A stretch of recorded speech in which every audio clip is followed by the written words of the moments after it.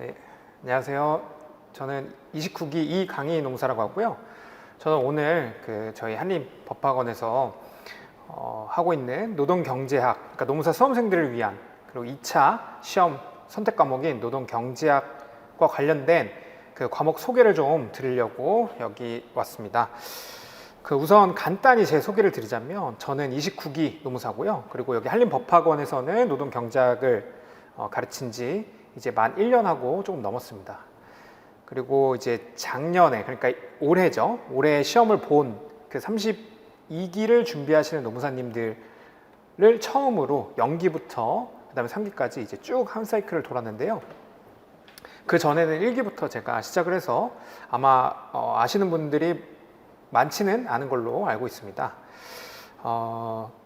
그렇지만 어쨌든 한림법학원에서 이제 노동경제학 또는 뭐 한림법학이 아니더라도 노동경제학이 어떤 과목이고 내가 과연 이 과목을 선택하는 게 좋을지에 대해서 고민이 되시는 분들이 이 강의를 듣고 노동경제학이 사실은 그렇게 어렵지 않고 그리고 빠르게 수험 생활을 마칠 수 있거나 또는 경쟁 과목으로서 선택할 수 있다라는 것을 제 이 소개 강의를 통해서 좀 알아가셨으면 하는 바람에서 시작하도록 하겠습니다. 저 이쪽 칠판을 보면서 좀 하겠는데요.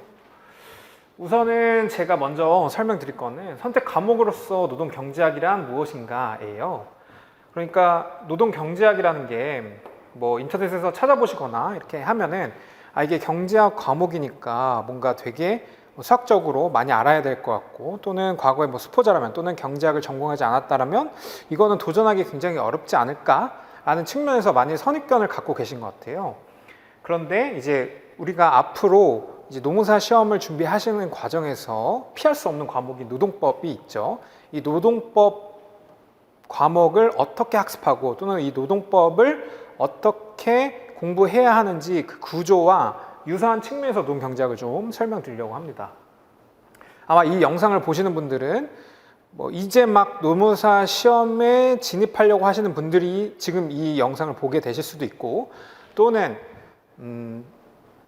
노동법 듣고 행정 듣고 인사 듣고 이제 선택 과목 뭐 해야 될지 고민하는, 그러니까 2023년 한 10월 내지 11월쯤 돼가지고 이 영상을 보시는 분도 있을 거라고 생각해요. 그런 분들이 제 노동법이랑 노동경제학을 비교하는 것을 한번 논리적으로 생각해 보시길 바래요. 우선 노동법을 배우셨거나 또는 배우지 않으셨다면 노동법은 이런 식으로 답안 구성 또는 학습이 이런 식으로 되게 됩니다.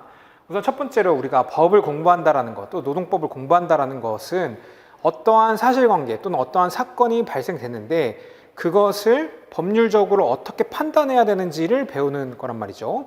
그래서 그런 법률 사실관계가 우선 선행하고 그것을 법령 또는 판례 또는 뭐 학설에 따라서 우리가 어떻게 결론 지어야 될까의 구조로서 학습을 하게 되죠. 그러면 가장 먼저 필요한 거는 사실관계라는 거죠. 사실관계라 함은 뭐 예를 들어서 사용자와 근로자 간의 관계에서 사용자가 근로자를 해고했다. 그런데 그 해고가 정말로 어떠한 이유로 이 사람이 지각을 몇 번 했고 그리고 결석을 몇 번 했고 회사에 어떠한 누를 끼쳤는데 그래서 회사에서 근로자를 해고했다라는 그런 사실관계가 존재하겠죠. 그럼 우리는 그런 사실관계를 먼저 배우게 되는 거죠. 그럼 이 사실관계를 통해서 이 사실관계와 관련되어 있는 노동관계 법령이 무엇이 있는지를 찾아보는 것이겠죠. 예를 들어서 사용자가 근로자를 해고했다라고 한다면 근로기준법 뭐 23조에 그 해고가 정당한지 여부를 우리가 판단해야 한다라고 법문에 명시가 되어 있겠죠. 그럼 그 법령을 찾아보고 그 법령 안에서 판례에는 이 정당한 이유가 어떠한 상황인 경우에는 정당하다라고 본다라는 되게 여러 가지 판례들이 있을 거 아니에요. 그러면 그런 사항들을 우리가 확인해 보겠죠. 그러면은 이 사실관계와 관련되어 있는 법령 또는 사실관계와 유사한 과거의 사례로서 판단된 판례들을 확인했을 때에 지금 우리가 결정해야 할 이 사실관계의 결론이 어떻게 도달할 것인가에 대해서 이 세 가지 구조로서 여러분들이 학습을 하게 될 거예요. 그러면 이것과 우리가 어렵다라고 생각하거나 아니면은 좀 경제학이라고 해서 접근하기 그러니까 그 진입장벽이 높을 거라고 생각하는 이것과 한번 구조적으로 비교를 해보자면 이 노동법과 관련된 이 학습 구조, 학습을 하는 데 있어서의 학습 구조와 노동 경제학을 우리가 수업 노동 경제학이죠. 그걸 공부할 때 어떠한 방식으로 해야 되는지 그 유사성에 대해서 살펴보자면 우선 첫 번째로는 사회 현상이 있다라는 거예요. 뭐 예를 들어서 이런 거죠. 근로자들 또는 사람들에게 모두 어떤 사람이 뭐 로또에 당첨됐다 또는 복권에 당첨돼서 본인이 일하지 않고서도 받게 되는 금액, 월 금액이 1,000만 원이다 또는 2,000만 원이다 또는 수억 원이다 라고 했을 때 그 사람은 근로를 하지 않으려고 한다라는 거죠. 그러면은 그 사람에게 로또라든지 이러한 근로와 무관한 소득이 발생됐을 때 그 사람이 근로를 하지 않으려는 경향을 보인다라는 그런 사회 현상이 존재하고, 그러면은 그것이 정말로 맞는 것인지 또는 왜 그렇게 사람들이 행동하는지에 대해서 우리가 경제 모형을 통해서 분석을 한다는 거죠. 이러한 경제 모형은 대표적으로 몇 가지 변수들을 통제를 하는, 그러니까 몇 가지 가정사항을 만들어 두고 이것을 좀 더 객관적으로 분석하기 위해 이제 수학적 도구를 활용해 가지고 경제 모형을 배우게 되는 것입니다. 그러면 이 경제 모형은 사실상 여기서 우리가 앞서 살펴본 노동법에서 암기하고 학습해야 할 법령 및 판례하고 유사한 거예요. 그러면은 우리가 공부를 할 때 여러 가지 경제 모형들이 있는데 그것을 우리가 학습을 하게 되는 것이죠. 그럼 그런 학습을 통해서 사회 현상을 해석하는 결론을 내려주는, 답안에 그런 결론을 내려주는 이 세 가지 구조로 이루어져 있는 것이겠죠. 그러면은 실제 시험에서는 우리는 시험을 준비하는 것이기 때문에 시험에서는 어떠한 상황 또는 어떠한 사회 현상을 먼저 문제에서 제공을 해주고, 그럼 우리가 학습한 경제 모형이 있겠죠. 이거는 암기 또는 이해 또는 체득의 영역이겠죠. 그럼 우리가 체득한 이 경제 모형을 문제에서 내준 이 사회 현상을 통해서 해석해서 결론을 내리는 이 답안 구조를 만든다면, 그렇다면 우리가 목표로 하는, 그러니까 수업 노동 경제학의 답안지로서 또는 학습 결과로서 이끌어낼 수 있겠습니다. 그러면은 이런 측면에서 노동법과 노동 경제학이 사실상 학습의 논리 구조가 상당히 유사하다. 그러니까 그렇게 어려운 일은 아니다라는 것이죠. 물론 이 경제 모형을 공부하는 데 있어서 일부 수학적인 지식 또는 수학적인 사고가 필요하긴 하지만 그 수준은 굉장히 높은 내용은 아니고요. 뭐 중학교 내지는 고등학교 1, 2학년 정도의 수준이라면 여러분이 그 정도 수준이라면 충분히 학습하실 수 있고, 수학이 문제가 아니라 얼마나 더 논리적으로 사고해야 되는가가 중요합니다. 그래서 본인이 좀 논리적으로 사고하는 걸 좋아한다라거나 아니면은 수학과 같이 딱딱 맞아 떨어지는 것을 좋아한다라고 한다면, 그러면 이 경제 모형을 학습하는 데 있어서 상당히 이점이 있으실 거라고 생각이 돼요. 자, 그러면 우리가 학습해야 되는 거는 경제 모형이라고 말씀드렸어요. 그러면 이 경제 모형은 일정한 패턴을 가지고 있거든요. 이 일정한 패턴을 가지고 처음부터 끝까지 나아가는 거예요. 그러니까 노동 경제학이라는 건 사실은 경제 모형들을, 다양한 경제 모형들을 배우는 것이지만 이 경제 모형들이 결국에는 모든 경제 모형들을 관통하는 특정한 패턴 또는 특정한 원칙이 있다는 것이죠. 그런 원칙을 꿰뚫고 잘 알고 있다라고 한다면 수많은 경제 모형도 하나로 묶어서 또는 논리적으로 다 쉽게 학습할 수 있다는 겁니다. 물론 이 패턴이 다 적용되는 것은 아니에요. 단 적용되는 것은 아니지만 대체적으로 이러한 패턴 사고를 가지고 있다면 쉽게 학습할 수 있다는 거예요. 자, 요거는 아마 경제학을 조금이라도 아시는 분들은 잘 아실 거예요. 제한된 경제적 자원 또는 그 경제적 자원은 희소하다. 그러니까 희소성으로부터 비롯되는 것이죠. 그러니까 제한된 경제적 자원 하에서 최선의 방법을 선택하는 것이에요. 그러니까 여러분들의 머릿속에는 항상 이 문장 또는 이러한 사고 과정을 전제를 해두고 경제 모형을 바라봐야 되는 것이겠죠. 그러면 이러한 패턴이 있는데 이러한 패턴의 주체나 또는 이 최선의 방법의 선택은 무엇이냐, 어떤 게 최선이냐를 한번 구분해서 살펴볼게요. 자, 그러니까 이 선택의 주체는 누구냐예요. 우리가 볼 것은 노동 경제학이잖아요. 그러니까 근로자 또는 하나의 개인 또는 노조들이 있고요. 그 다음에 사용자 또는 기업이 되겠죠. 이 사람들은 뭐예요? 노동을 공급하는 자로 볼 수 있는 것이고, 사용자들은 근로자들을 채용을 해가지고 뭔가 생산을 해내는 기업인 거잖아요. 그럼 이 사람들은 노동을 수요하는 자들에 해당하겠죠.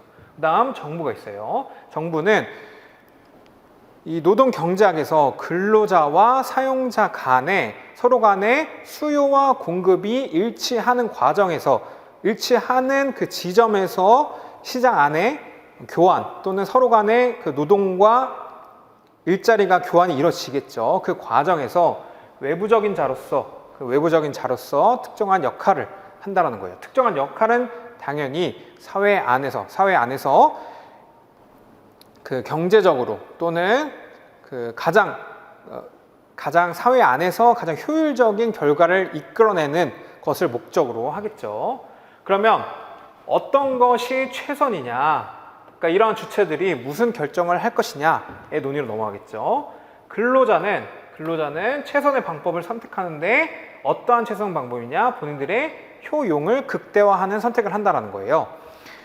효용의 극대화라는 거는 가장 크게 만든다는 것이죠.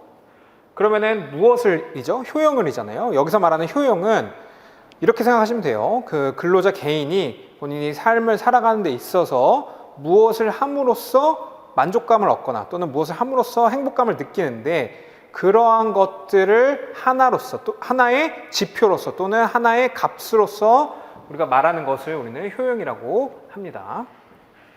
뭐 예를 들면은 돈을 많이 벌면 그 돈으로 맛있는 걸 사 먹을 수도 있고 여행을 갈 수도 있고, 어쨌든 소비를 함으로써 행복감을 누릴 수 있잖아요. 그것이거나 아니면은 내가 근로를 하지 않고 쉬는 시간들 있죠. 하루에 퇴근하고 나서 여러분들이 뭐 여가 시간을 보내는 그런 시간들도 그 근로자에게 행복감 또는 만족감을 줄 것인데, 그런 것들로 인해서 얻게 되는 만족감들을 우리는 효용이라고 말하고 그것을 극대화하려고 한다는 거고요. 그 다음에 사용자 또는 기업은 이윤을 극대화하는 선택을 한다는 거예요. 그러면 이윤을 극대화한다는 건 기업 입장에서 생산을 하고 제품을 생산하고 그것을 팔므로써 매출을 얻겠죠. 근데 그 매출에서 여러 가지 비용들이 발생될 거 아니에요. 그럼 여러 가지 비용은 뭐 기계를 사용하는 임대료가 될 수도 있고, 근로자를 사용하는 데 줘야 할 임금이 있겠죠. 그런 비용들을 제외하고 남게 되는 그런 이윤들, 그 이윤들을 극대화하려고 한다라는 것이에요. 그도 그럴 것이, 여러분들이 기업을 만약에 만든다면 그 기업이 계속 지속 가능하려면 계속적으로 비용 대비 매출 또는 비용 대비 수익이 더 많아야지만 지속적으로 성장이 가능하겠죠. 또는 운영이 가능하겠죠. 근데 그 중에서도 그 이윤이 극대화돼야지 기업 입장에서는 가장 효율적으로 또는 가장 최선의 방법으로 기업을 운영하는 것이다 라고 볼 수 있겠죠. 그 다음에 정부는 사회 효율, 그러니까 사회 내에서 근로자들이 더 많이 일하고, 그리고 그로 인해서 더 많이 생산되는 것이 또 더 많이 팔리고 함으로써 사회 전체, 국내 전체 내의 총 생산이 향상되는 방향으로서 사회에 더 많은 잉여가 남는 그러한 역할을 하려고 합니다. 그런 측면에서 사회 내부에서 사용자와 근로자 간의 서로 간의 교역 이득이 가장 효율적인 그런 방향을 위해서 특정한 외부적인 제약을 가한다거나 한다는 거죠. 근데 물론 반드시 이제 사회의 효율을 위해서만 그렇게 되는 건 아니에요. 뭐 여러 가지 근로자들의 복리후생을 위해서 또는 근로자들이 너무 위험한 환경에 노출되지 않게 만들기 위해서 강제를 한다든지, 그런 것 등등 근로자와 사용자 간의 완전히 자유로운 거래 관계에서 외부적으로 일정한 변화를 또는 강제 또는 외부적인 영향을 미친다는 것이죠. 그런 영향을 미칠 때에 발생되는 여러 가지 현상들, 그런 것들을 우리가 경제학적으로 한번 살펴보겠다라는 겁니다. 자, 그러면 앞서 설명드린 것들은 굉장히 추상적인 거잖아요. 그래, 그런 것들, 이런 내용들은 뭐 다들 얘기하는 거고 뭐 그럴 수 있다라고 생각해 라고 했을 때에 제가 이 노동 경제학에서 가장 중요하게 또는 가장 빈출되는 경제학 모형 중에 소득 여가 선택 모형을 활용해서 몇 가지 우리가 일반적으로 쉽게 알 수 있는 상황들을 분석하는 걸 설명을 드려볼 거예요. 그러면 이 내용을 한번 들어보시고, 물론 이거는 전체 내용 중에 아주 일부지만 또는 이 일부가 전체를 지배하는 정도의 아주 중요한 모형이거든요. 제가 설명드리는 걸 한번 들어보시고 이 내용이 그렇게 어렵지 않겠는데 나도 한번 해볼 수 있겠는데 라고 생각이 들면은 한번 과감히 지금 초반이니까 과감히 한번 공부를 해보셔라 라고 감히 말씀드릴 수 있겠습니다. 이 네 가지 상황들이 있어요. 이 네 가지 상황들은 여러분들이 사회 일상생활에서 쉽게 볼 수 있는 그런 내용들일 거예요. 자, 사람 A는 시간당 세전 W1, 뭐 세전 1,000원 또는 세전 10,000원이라고 볼 수 있겠죠. 시간당 세전이에요. 이 금액에 소득세 20%의 일자리를 제한받았다. 그러니까 뭐 예를 들면 이런 거죠. 회사에서 자, 시급 10,000원이야. 근데 시급 10,000원인데 당신의 소득세는 20%야. 그런 일자리를 제한받았다라고 해보자는 거예요. 그러면은 근로자 입장에서는 시간당 세금을 제하고 나서 8,000원의 일자리를 제한받은 것이겠죠. 1일 동안 몇 시간을 일할 것인가? 과연 이 사람은 하루 동안에 몇 시간 일할 것인가에 대한 질문이에요. 그럼 이 질문을 우리가 경제 모형, 소득 여가 선택 모형을 통해서 한번 분석을 해보는 거죠. 예측을 해보는 거죠. 자, 두 번째. 1번에 이어서, 요거에 이어서 만약 사람 A보다 일을 더 좋아하는 사람 B가 있다면, 그쵸? 사람이라는 게 사람마다 내가 일 또는 소득, 소비, 내가 벌어들이는 수입, 이것에 대한 자기 만족도가 달라질 수 있어요. 어떤 사람은 나는 충분히 노는 것, 충분히 내가 여가 시간을 소유하는 게 더 중요해 라고 생각하는 사람이 있고, 어떤 사람은 야, 놀면 뭐하냐, 일 많이 하고 많이 벌어야지, 그래야지 노후 준비도 하고 그럴 거 아니냐라고 하는 것처럼 사람마다 내가 더 많은 소득을 얻고 싶은지 또는 더 많은 여가 시간을 갖고 싶은지에 대한 선호도가 다를 수 있거든요. 그렇다고 했을 때 A라는 사람보다 B라는 사람이 일을 더 좋아하는, 또는 일을 한다는 얘기는 곧 내 소득이 올라간다는 거죠. 소득이 올라간다는 얘기는 내가 더 많은 물건들 또는 소비를 할 수 있다는 것이죠. 그런 사람이 있다면 1일 동안에 B가 A보다 오래 일을 할지, 우리 상식적으로는 B가 A보다 더 오래 일할 것 같죠. 일하는 걸 더 좋아하고 더 많은 소득을 얻고 싶어 하니까. 그러면은 과연 이것을 우리가 경제학 모형으로 분석해야 될 수 있을까를 묻는 질문이겠죠. 그다음 3번. A든 B든 로또에 당첨되어 일당 100만 원, 그러니까 하루이죠. 하루에 100만 원을 받는다고 할 때 과연 일할 것인지. 우리 상식적으로 생각해 보면 하루에 100만 원씩 뭐 로또가 뭐 몇 억이라고 한다면 그걸 내가 몇 년 동안 받는 거라고 했을 때에 그걸 일수로 나눠 보면은 뭐 대략 이 정도라고 가정해 볼 수 있겠죠. 그럼 이 가정 하에서 과연 일을 할까? 근데 저라면 하루에 100만 원씩 그냥 일하지 않아도 벌 수 있는 돈이 있다면 저는 일을 안 할 것 같아요. 근데 일을 할지 안 할지에 대해서도 한번 경제학 모형을 통해서 분석해 볼 수 있다는 것이죠. 그리고 네 번째는 이 3과 달리, 3번이에요. 3과 달리 정부에서 10만 원을 비근로소득을 지급하고, 그러니까 로또에 당첨된 게 아니라 이제는 정부에서 하루에 10만 원을 비근로소득, 일하지 않아도 받을 수 있는 소득을 준다는 거예요. 지급하고 대신 소득세를 40%로 상승시켰대요. 그러니까 여기서는 20%였잖아요. 근데 야, 우리나라에서 일당 10만 원씩 너가 일 안 해도 10만 원씩 줄게. 근데 주는 대신 조금 당신이 일하면 받게 되는 그 근로소득의 세는 우리가 조금 더 떼갈게 라는 거예요. 이렇게 하는 이유가 이거죠. 일단은 그 일부 현금 보조, 그러니까 비근로소득으로 지급을 해서 보조를 하면은 적어도 그 근로자가 일을 전혀 하지 않고 있다 하더라도 일부 인간으로서 본인의 존엄성을 유지하기 위해서 생활이 가능하겠죠. 대신 10만 원이라는 건 정부에서 지급된 재정이란 말이에요. 그러면은 그 재정을 이 사람이 근로를 했을 때에 일부는 환수를 해야 되기 때문에, 또는 더 많은 사람들이 복지 혜택을 누리게 하기 위해서 재원을 마련해야겠죠. 그런 재원을 마련한다라는 의미에서 이 사람이 이제 만약에 근로를 하게 될 때에 현금 보존은 하겠지만 우리가 이전보다는 소득세를 조금 덧대서 좀 우리가 재정을 투입한 거를 환수하고 싶어 라는 의미로서 소득세를 높인다라고 볼 수 있겠죠. 그럼 이 네 가지 상황은 우리가 일상에서 한 번쯤은 상상해 볼 수 있는 또는 납득해 볼 수 있는 사회 현상이에요. 그럼 이거를 과연 우리가 수업노동경제학에서 경제모형을 어떻게 활용해서 보는지 한번 볼게요. 자, A는 시간당 세전 W1 소득세 20%의 일자리를 제한받았대요. 일 동안 몇 시간 일을 할 것인가 라고 묻는 것이죠. 그리고 이것을 소득여가 선택 모형을 활용해서 풀 거예요. 소득여가 선택 모형은 이거예요.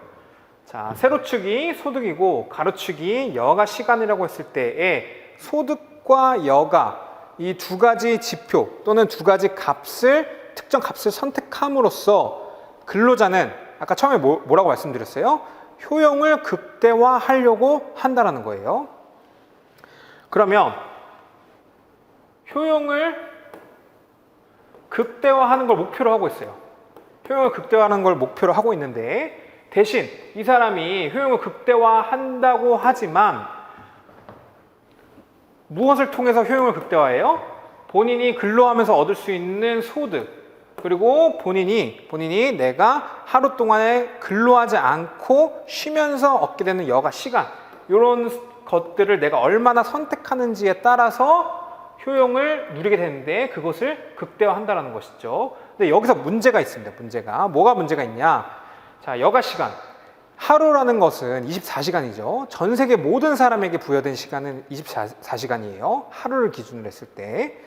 그러면은 적어도 24시간 내내 논다라고 했을 때에 어떤 사람은 25시간 또는 26시간 놀 수는 없겠죠. 그렇다는 얘기는 세상의 모든 사람들이 시간으로부터 제약을 받을 수밖에 없다라는 것이에요. 시간으로부터 제약을 받을 수 없다라는 것은 내가 선택할 수 있는 시간, 내가 선택할 수 있는 여가의 시간에 제한이 있다라는 것을 의미하겠죠. 그리고 소득 면에서 소득은 뭐예요? 본인이 우리는 노동 경제학을 하고 있기 때문에 소득이 근로소득만 있다라고 가정했을 때 1시간 일하면 어떤 회사에서는 10,000원을 주고 또는 1시간 일하면 어떤 사람에게는 30,000원을 주고 1시간 일하면 어떤 사람에게는 100,000원 주고 굉장히 기업이 그 근로자에게 주고자 하는 시간당 임금이 다 다를 거란 말이에요. 근데 이 임금을 주는 시간당 임금을 주는 주체는 기업이에요. 그러니까 근로자는 이것을 받아들이냐 마느냐 또는 받아들였을 때 어떤 선택을 하느냐에 종속될 수밖에 없단 말이죠. 그렇다는 얘기는 이 사람의 소득, 제한된 시간을 활용해서 일을 할 때 얻게 될 소득도 제약이 있다는 것이죠.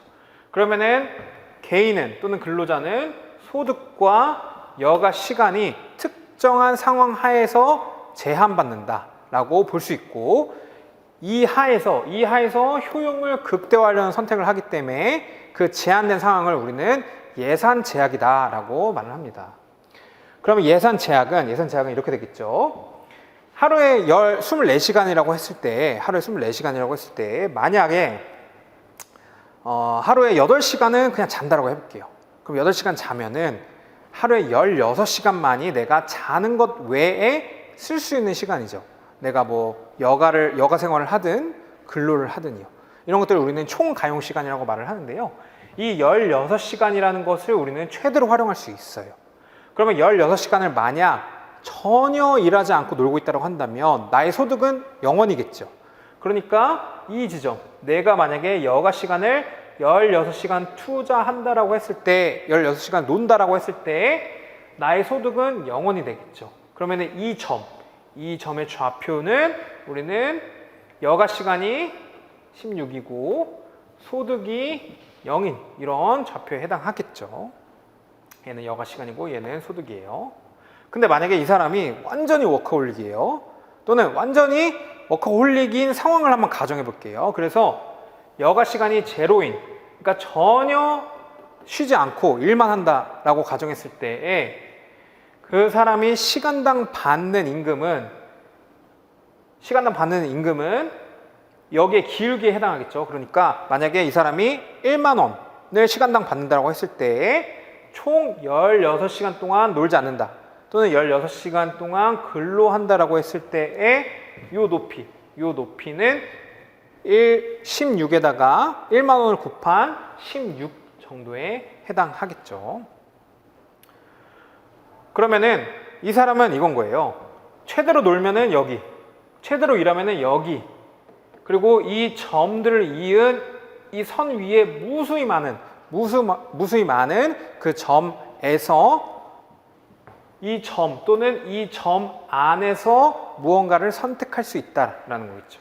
그래서 나는 뭐 요 정도, 여기 16이니까 한 0에서 8 정도 놀고, 요 시간 동안 놀고 또는 요 시간 동안 일하고, 그 다음에 이 정도의 소득을 받고 싶어 라고 할 수도 있겠죠.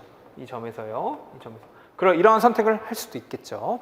그러면은 이 근로자는 자기가 제한받은 임금과 자기가 제한받은 시간 안에서만 어떤 것을 또는 소득과 여가를 선택할 수 있기 때문에 이 선 안에서만 무언가를 결정할 수 있다라는 겁니다.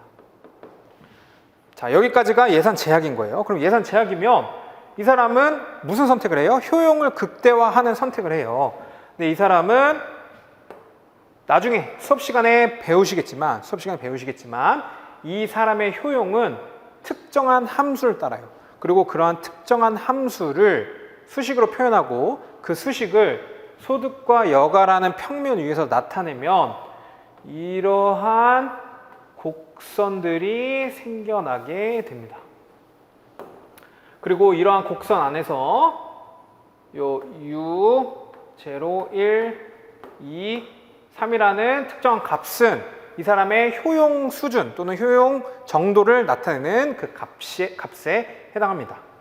그러면은 좀 요 많이 바깥쪽에 있는 요 위에 있는 점들은 어떤 상황이에요?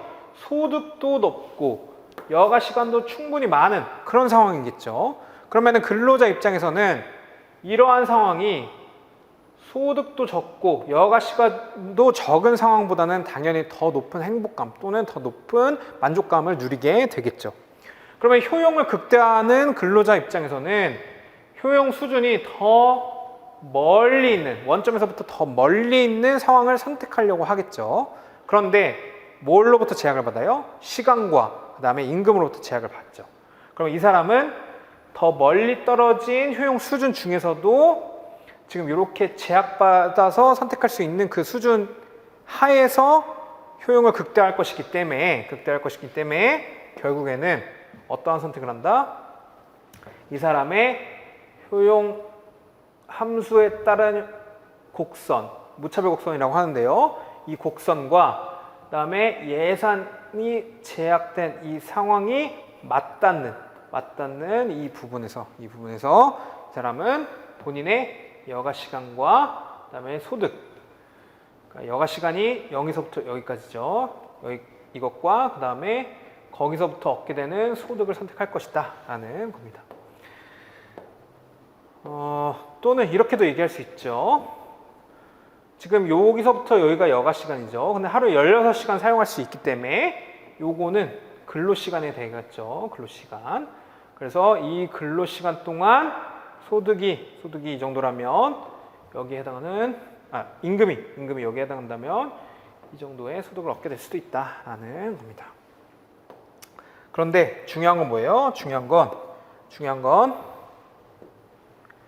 지금 이 사람이 시간당 얻게 되는 임금은 세전 W1이고 소득세가 20%라고 했기 때문에 사실상 시간당 임금에 해당하는 이 기울기는 W에다가 1-0.2를 한, 그러니까 W 곱하기 0.8을 한 그 금액에 해당하겠죠. 자, 이것을 우리는 효용 극대화 또는 최적 선택, 근로자의 최적 선택이다 라고 말할 수 있겠습니다. 자, 이거는 지금 이 내용만 제가 굉장히 러프하게 설명드렸고 사실 이것보다 더 자세하게 설명드려야 되지만 대충 요렇게 라는 거 하나만 알고 계신다면 제가 다음 강의에서 기출 올해 이제 32회 그러니까 32기 또는 2023년도 기출 문제를 결국에 요걸 가지고 풀거든요. 그거를 한번 이제 수강을 하시면서 도전 한번 해보세요. 자, 그 다음 1번에 이어 만약 사람이 A보다 2를 더 선호하는 사람 B가 있다면 1일 동안에 B가 A보다 더 오래 일할까? 라고 물었어요. 자, 이 내용은 뭐예요? 이 내용은 A와 B가 소득과 여가를 통해서 얻게 되는 효용의 정도가 다를 수 있음을 의미하는 거예요. 다를 수 있음을 의미하는 것은 다른 말로 그 사람들의 효용 함수가 다르다라는 것을 의미하고, 효용 함수가 다르다라는 것은 그래프에 표현되는 효용 곡선 또는 무차별 곡선이 다르게 그려진다라는 것을 의미합니다. 그렇다고 했을 때 A가 B보다 여가를 더 선호하는 또는 B가 A보다 근로하는 것 또는 근로를 통해서 소득을 얻는 것을 더 선호한다라고 했을 때에는 B라는 사람이 A라는 사람보다 더 완만한 형태의 무차별 곡선 또는 효용 곡선을 그리게 됩니다. 그럼 이렇게 완만하게 그려지는 무차별 곡선은 동일한 예산 제약 하에서, 그러니까 예산선이죠. 동일한 예산선 하에서 맞닿는 지점이 조금 더 왼쪽에 있는 상황에 해당하게 됩니다.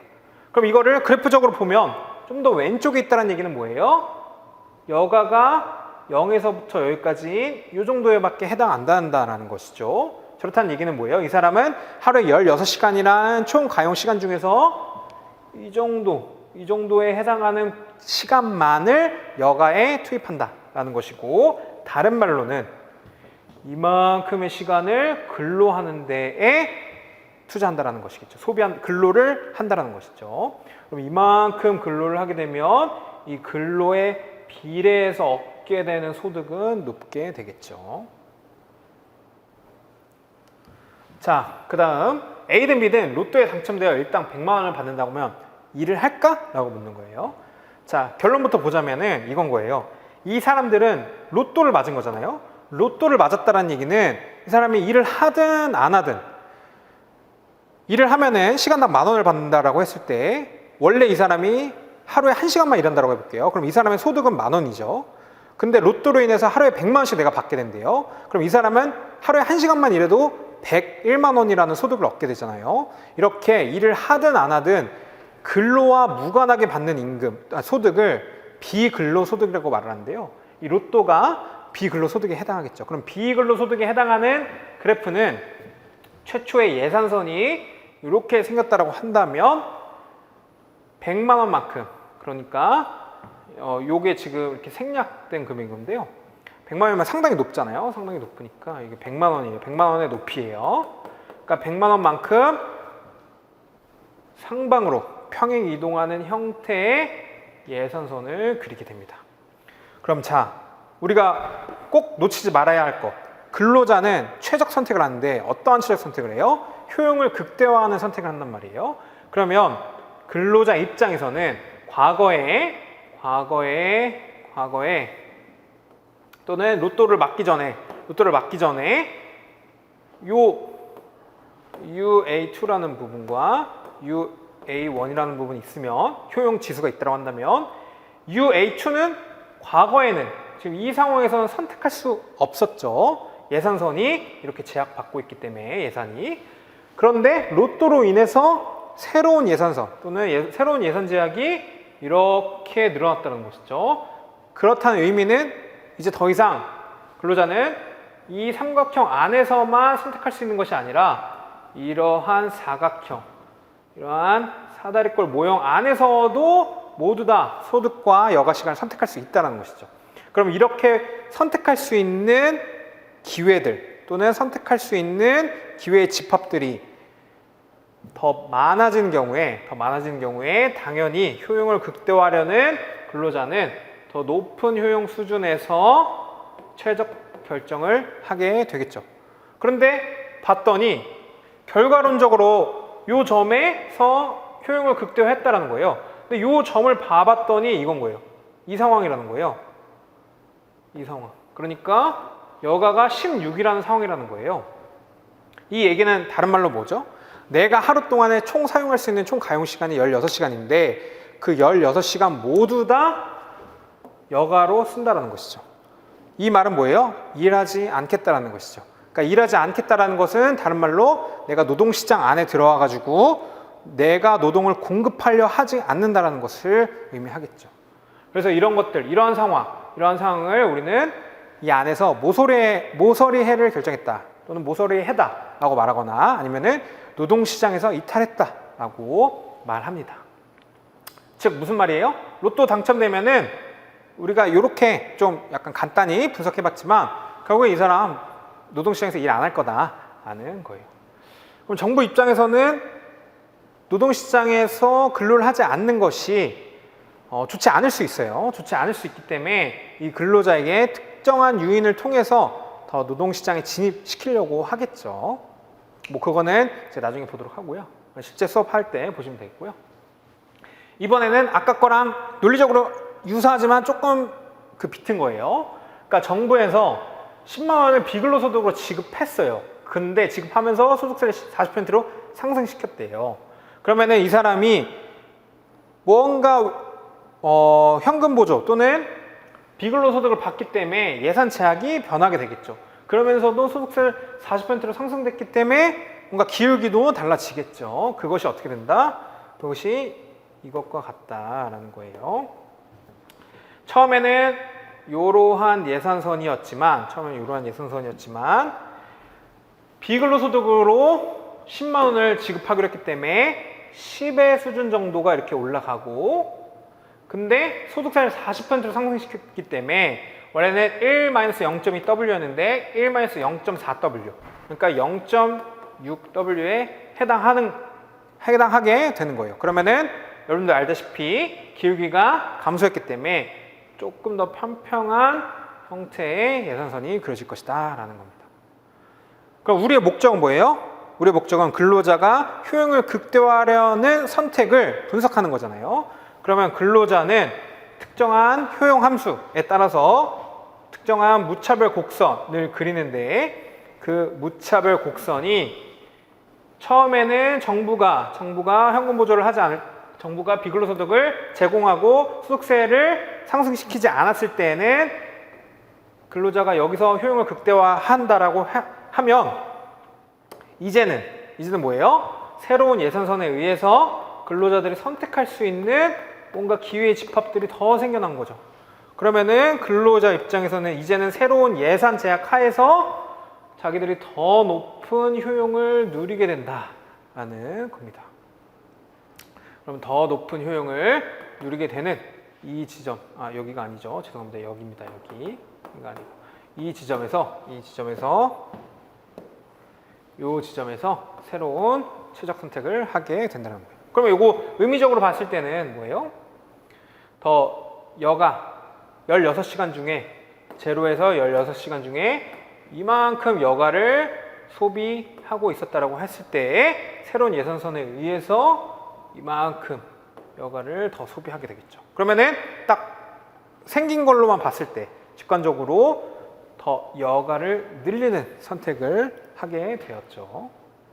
근데 여가를 늘리기는 선택을 했지만 뭐예요? 소득 수준은 더 높아졌죠. 그리고 여가도 늘고 소득 수준도 높아졌기 때문에 더 높은 만족감 또는 더 높은 효용 수준을 누리게 된다라고 알 수 있겠습니다. 제가 설명드린 요거가 거의 노동경제학의 한 절반 이상을 관통하는 내용이고요. 그리고 요것만 가지고도 올해 시험에 1문 50점짜리죠. 그거는 충분히 푸실 수 있었던 내용이에요. 그러니까 여러분들이 지금 제가 한 30분 정도 설명드린 거, 20분 정도 설명드린 거 이거를 이해했고 이걸 통해서 뒤에 제가 기출문제를 살펴볼 텐데요. 그 기출문제도 한번 보시면서 해설도 보시면서 이거 생각보다 쉽네라고 생각이 들면 한번 과감히 노동경제학을 공부해 보셔라 라고 말씀드리고 싶어요. 왜냐면 이게 여러분들은 빨리 그러니까 노무사가 되고 싶어서 이 시험을 보시는 거잖아요. 노무사가 되고 싶은데 최대한 이 수험 기간을 짧게 가져가는 게 좋겠죠. 그런 측면에서 노동경제학이라는 게 처음 진입장벽은 좀 높을지 몰라도 나중에 결국에는 시간을 굉장히 많이 세이브 할 수 있는 그런 효자 과목이다 라고 과감히 말씀드릴 수 있습니다. 자, 그럼 왜 노동경제학을 선택하느냐, 그 수학 분석으로 제가 좀 설명을 드릴게요. 먼저 강점은, 노동경제학 선택을 하는 데 있어서의 강점은 암기량이 적다는 거예요. 그러니까 경제 모형이 여러 개라고 보이지만 관통하는 그 원리들이 동일하고 그 특정 원리만 알고 있으면 어떠한 모형이든 사실상 암기라기보다는 그 체득에 가까운 수준으로 이해할 수 있어서, 그래서 사실은 암기할 게 거의 존재하지 않는다라고 말씀드릴 수 있고요. 근데 대신 약점이 있어요. 뭐냐? 계산 및 그래프예요. 자, 계산. 이제는 거의 계산 문제는 50점 이상으로 이제 나오고 있거든요. 올해도 점수 배점으로는 한 65점 정도가 과반이, 그러니까 50점 이상이 다 계산과 관련된 문제들이에요. 그렇기 때문에 이 계산과 또는 그래프를 그리는 것에 대한 그러니까 불안함 또는 심리적인 어려움, 그런 것들이 있을 거란 말이에요. 이런 것들은 근데 극복이 가능하다. 약점이긴 하지만 어떻게 한다? 반복 훈련이에요. 반복 훈련. 그러니까 여기 와서도 저랑 하시면서도 계속적으로 연습하고, 그리고 모의시험 계속 볼 텐데 모의시험 보시면서도 하고, 스스로 집에서도 혼자 하시면서 계속 계산 연습을 하다 보면 그러면 충분히 극복 가능하다. 근데 만약에 내가 계산 실수를 어렸을 때부터 너무 많이 했고 한 연기 1기 1기까지는 아니고 연기 한번 들어보니까 내가 도저히 계산 실수는 극복할 수 없겠다라고 한다면, 그러면은 조금은 위험할 수 있어요. 조금 위험할 수 있지만 계산 실수인 것인지 내가 결과를 나아가는 데까지의 그 과정은 정확하게 이해하고 해낼 수 있다고 한다면 답이 딱 틀렸다고 무조건 이렇게 틀린다라고 보지 않거든요. 그러니까 계산 풀이 과정을 쓰도록 하고 있어요, 답안에. 그렇기 때문에 그 풀이 과정이 맞는다라고 한다면 부분 점수를 받을 수 있기 때문에 계산 실수를 조금만 하는 거 하지만 계산 과정을 내가 대체적으로 맞는다라고 하면 그냥 하셔도 괜찮다라고 생각이 돼요. 그다음 기회는 시험의 난이도 범위예요. 시험 범위, 노동경제학 자체가 범위가 넓지 않고요. 그다음 난이도도 어렵지 않아요. 올해 나온 시험, 2023년도 9월 저번 주에 나온 시험 기출문제만 보시더라도 그냥 굉장히 평이하게 나왔거든요. 그러니까 노동경제학을 놓지 않고 쭉 꾸준히 공부하셨던 분들이라면 어렵지 않게 푸셨을 문제들로 나오게 되는 거죠. 그럼 그 안에서 어떻게 하면 차별화시킬 수 있느냐의 싸움이 되겠지만, 차별화할 수 있는지에 대한 싸움이 되겠지만, 그것보다는 물론 이제 제 수업을 들으면 전 충분히 차별화되는 답안을 쓸 수 있을 거라고 생각이 돼요. 왜냐면 저는 굉장히 논리적으로 서술하는 것을 중요시하고 저는 그런 것들 중심으로 그 첨삭을 드리기 때문에 저는 제 수강을 하는 사람들이 차별화가 된다라고 생각하지만, 차별화가 되지 않는다 하더라도 답이 맞는다라고 한다면, 그리고 그 모형을 정확히 적었다라고 한다면 우리 목표는 60점을 넘는 것이잖아요. 다른 과목도 60점 넘고 노경에서도 60점이 넘으면 합격을 하는 것이기 때문에 합격 점수는 받아갈 수 있다라고 생각합니다. 그리고 위협은 브리타죠. 브리타. 그러니까 브리타라는 것은 모든 과목의 위협일 수 있겠죠. 근데 노동경제학은 사실은 브리타의 걱정은 크게 되진 않으실 수 있어요. 범위가 워낙 좁기 때문에 전체적으로 다 볼 수 있거든요. 근데 대신 그 다른 과목은 우리가 알고 있을 법한 쟁점에서 나오는데, 노경은 이 문제가 결국에는 수학적 원리를 활용하는 거기 때문에 수학적으로 조금 응용을 해내거나 그런 경우가 있어요. 그런 경우에는 브리타라고 느껴질 수 있죠. 하지만 그런 브리타는 오히려 기회일 수 있다라고 생각해요. 그러니까 조금 어려우면은 어차피 다 못해요. 다 못하고 거기서 내가 조금이라도 더 논리적으로 잘 쓴다면 굉장히 높은 점수를 받을 수 있다라고 볼 수 있습니다. 자, 그럼 이거 기출. 저 앞에 있는 사람을 내가 믿고 1년을 따라갈 수 있을까에 대한 궁금증이 있을 수 있어요. 그러니까 올해 나온 그 기출을 가지고 과거에 제가 어떻게 학생들에게 가르쳤는지 과거의 자료들을 좀 보면서 살펴보도록 할게요. 이게 올해 1문 기출이에요. 소득여가 선택 모형을 이용하래요. 그래서 효용함수를 주고 효용함수가 이렇게 됐고 뭐 이렇다 그리고 임금률이 1만 원이고 일률적으로 20% 급여세가 부과되고 비근로소득은 없다라고 했고 그런데 총시간에 이거고 뭐 이거로만 사용되는데 이러한 상황에서 정부는 모든 근로자에게 비근로소득인 현금 보조금을 지급하기로 하고 재활 만료의 급여세율을 40%로 올리는 새로운 정책을 구상하고 있대요. 그럼 위의 상황이랑 밑의 상황이랑 다른 거죠. 위의 상황은 비근로소득 없고 그다음에 급여세 20%인 상황인데 이제는 정부가 들어와가지고 이 정도 36,000원의 돈을 비근로소득으로 주면서 세율을 올렸다 이런 얘기잖아요. 아까 설명드린 거랑 완전히 구조적으로 똑같죠. 그럴 때 물음 1 전후, 정책 전과 후 A 상황과 B 상황으로 나누고 근로자의 예산선을 수식으로 나타내고 그래프를 그리래요. 그 다음 물음 2 새로운 정책 전과 후로 나누어 개별 근로자의 최적 여가 시간과 근로시간을 계산하래요. 최적이라는 건 뭐예요? 효용을 극대화하는 그 지점의 여가와 근로시간을 찾으라는 것이죠. 그다음 마지막으로 물음 3 이러한 현금 보조 지급과 급여세 인상 정책이 시행될 경우 노동공급의 변화 그러니까 근로시간의 변화를 의미하는 거거든요. 그럴 때 대체효과가 소득효과를 나누어 분석하고 근로자의 효용에 미치는 영향을 숫자로 제시하여 설명하시오. 그러니까 효용에 미친 영향, 그러니까 효용이 바뀌었다는 거예요. 제가 아까 앞서 설명드린 것처럼 효용이 바뀌었잖아요. 그리고 근로시간도 바뀌었잖아요. 그런 것들을 설명하라는 겁니다. 숫자로 제시하고 계산하라는 얘기죠. 자, 그러면은 우리 수업 시간에 뭐 어떻게 배웠냐 이런 거예요.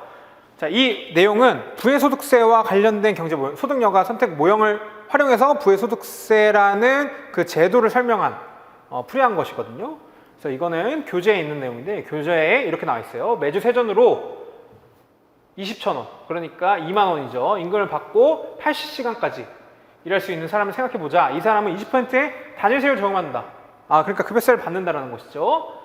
근데 이 조건 하에 근로자는 매주 50시간 일하는 선택할 효용을 달성하고 있다. 이거는 지금 현재 조금 문제는 다르지만 50시간에 일하는 선택을 이미 하고 있는 상황이에요. 근데 정부는 주당 300,000원 그러니까 3만 원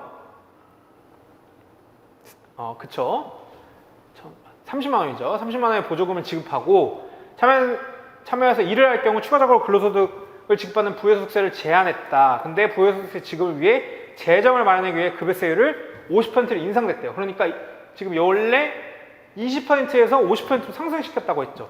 완전히 구조적으로 동일하죠. 그것을 적용했고 예산선을 하나의 그래프를 모두 그려보래요. 그러니까 완전히 이 문제하고 동일한 것이죠. 그래서 이런 문제들에 대해서 쭉 배우게 되는 거예요. 이렇게 계산식을 산출을 하는 것을요.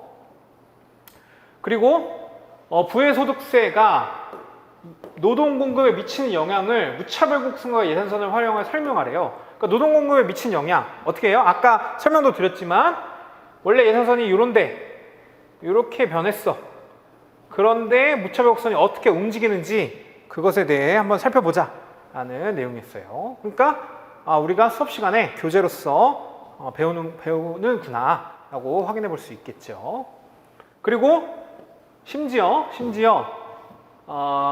올해 2기 3회 모의시험에서 이러한 문제도 냈고요. 그러니까 8시간 아까 그 내용을 조금 바꾼 거거든요.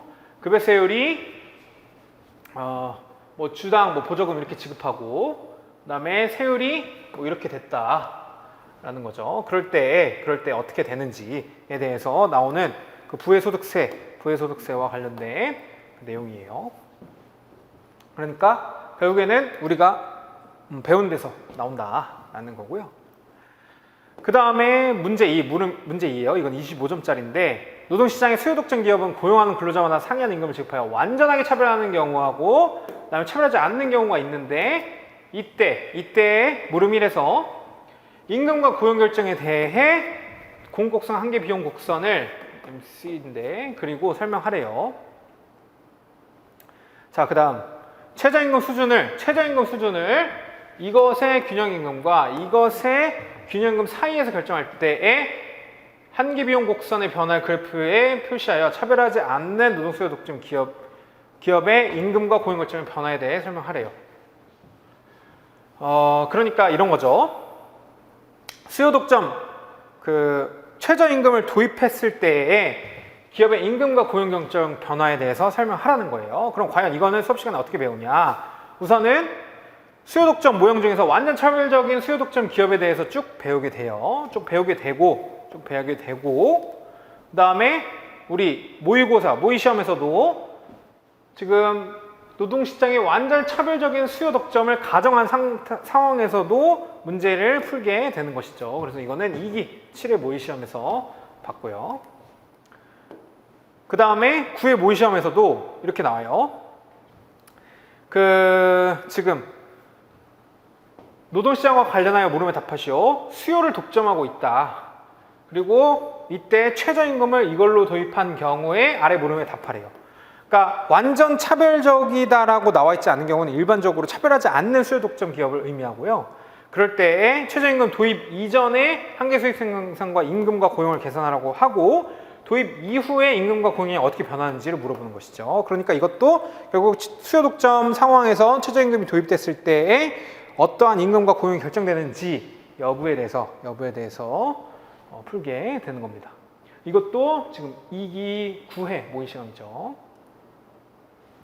자, 그 다음 올해 기출의 3문 문제 3이에요. 25점짜리. 인적자본 이론과 신호모형에 관한 다음 물음에 답하래요. 그래서 물음 1에 인적자본 이론과 신호모형의 차이점을 교육과 생산성과의 관계 초점을 맞춰 설명하고 정부의 고등교육 예산에 관한 정책적 함의를 서술하라 이렇게 되어 있고, 물음 2는 고졸근로자가 받는 생애소득의 현재 가치가 2억 원이고 대학 교육 비용은 고능력자는 이거고 그 다음에 저능력자는 이거고, 근데 근로자 능력을 완벽히 파악할 수 없는 고용주는 대학 졸업장을 높은 생산성의 신호로 간주하고 대졸자의 생애소득의 현재 가치가 X원이 되도록 임금을 지불한다고 할 때 대학 졸업장이 고능력자, 저능력자를 구분하는 효과적인 신호가 될 수 있는 X의 범위를 구하시오 라고 하고 있죠. 그럼 우리가 어떻게 배웠냐? 먼저 인적자본 이론과 신호 이론에 대해서 개념적으로 살펴봐요. 인적자본 이론은 본인이 인체 내에 축적된 거예요. 그러니까 교육을 받으면 내가 인적 자본이 늘어난다라는 것이죠. 그게 임금 또는 생산성에 영향을 미친다는 것이고, 신호 이론은 그냥 애초에 이 사람이 태어날 때부터 고능력자인지 저능력자인지는 결정되어 있는 것이고, 교육을 투자하는 이유는 그냥 내가 고능력자인지 또는 저능력자인지를 사용자에게 신호로서 역할을 하기 위한 증명서로서의 역할만 한다는 것이죠. 교육은 그런 측면에서 차이가 있다라는 거예요. 그러니까 그 차이점은 여기서는 제가 차이점이라고 말하지 않았지만 비판적 시각이 있음을 설명하시오라고 했고, 요게 비판적 시각이 있다라는 이유는 인적자본의 이론이 이론데 요것과 우리는 다르게 주장해 또는 다르게 판단해 라는 그 차이점에 대해서 설명을 하고 있는 것이겠죠. 그리고 그 정책적 함의에 대해서도 우리가 교재에서 다 살펴보았습니다. 자, 그리고 그 물음 2에 해당하는 K값의 범위를 물어봤죠. 이거는 연기의 퀴즈로 10회에 냈었는데요.